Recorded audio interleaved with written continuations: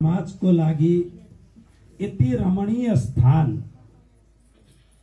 निकै दुर्लभ स्थान छ। त्यस्तो स्थान गोलढुङ्गा श्री कृष्ण प्रणामी मन्दिरमा परम पूज्य परम आदरणीय श्री कृष्ण प्रणामी धर्माचार्य अनंत श्री विभूषित जगत गुरु आचार्य महाराज श्री को यहाँ पदार्पण भएको छ।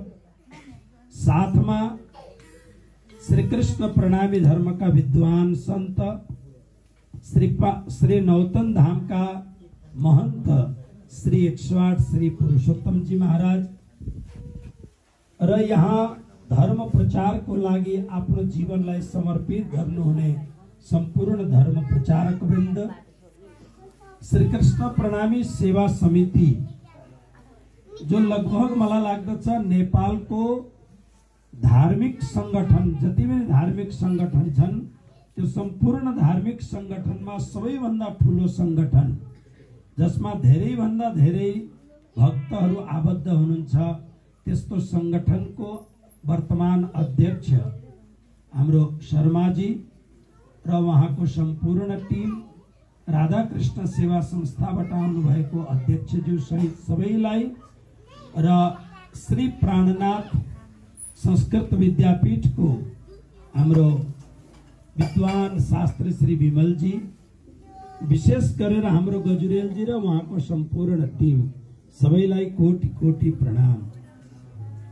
म आज धेरै कुरो बोल्दिन, किनभने परम आदरणीय श्री पुरुषोत्तम जी महाराजले भन्नुभयो महाराज श्री बहुतै थोरै समय लिएर आउनु भएको छ र मैले श्री दामोदर सरलाई निवेदन गरे, सर हाम्रो नेपालमा औपचारिक कार्यक्रम बहुत ठूलो हुन्छ र औपचारिक कार्यक्रमलाई बहुत कम्ती माध्यम बनाएर धेरै भन्दा धेरै जब हाम्रो आँगनमा यत्रो ठूलो एउटा अवसर आएको छ।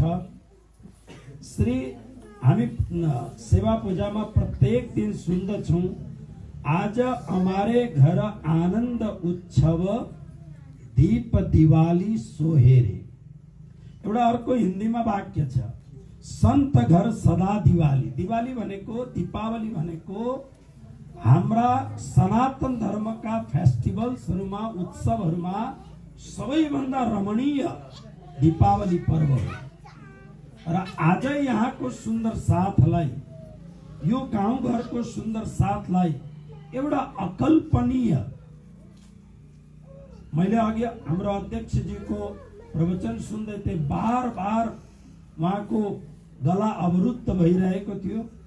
यहाँका एक एक सुन्दर साथहरू आज अत्यन्त विभोर भएका छन्, आनन्दित भएका छन्, अनुग्रहित भएका छन्, अपूर्व आनन्द र उत्साहले भरिएका छन्। एक एक सुन्दर साथहरू, यो गोलढुङ्गाका एक एक सुन्दर साथहरू आफूलाई परम सौभाग्यशाली मानेका छन् र वास्तवमा यो कार्यक्रम हाम्रो शर्माजी र पुरुषोत्तम महाराजजीले जुन एउटा बहुत ठूलो यो ठाउँलाई उपकृत गरेर परम पूज्य महाराज श्रीको समयलाई, थोरै समयलाई यहाँ निकालेर यहाँ उपस्थित गराउनु भयो, धन्यवादको पात्र हुनुहुन्छ।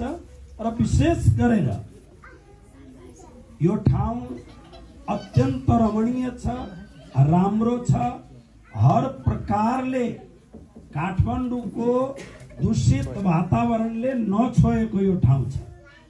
त्यसकारणले यहाँ धेरै उत्साह छ, धेरै केही गर्ने जमर्को छ र राज्यको कृपाले क्षेत्रफल पनि धेरै राम्रो छ। श्री कृष्ण प्रणामी सेवा समितिको तत्वावधानमा आउने समयमा धेरै राम्रा राम्रा कार्यहरू यो ठाउँमा हुन सक्छन् र अबदेखि उपरान्त हाम्रो जुन गोलढुङ्गाको सुन्दर साथहरूले, किनभने म निकै धेरै वर्षदेखि यो ठाउँमा म आउने गर्दछु, सुन्दर साथले बोलाउनुहुन्छ र कोही कोही बेला हामी यो काम गर्न सक्छौं होला भन्ने खालको मनमा सक्छौं होला गर्न त, तर हुन्छ कि हुँदैन।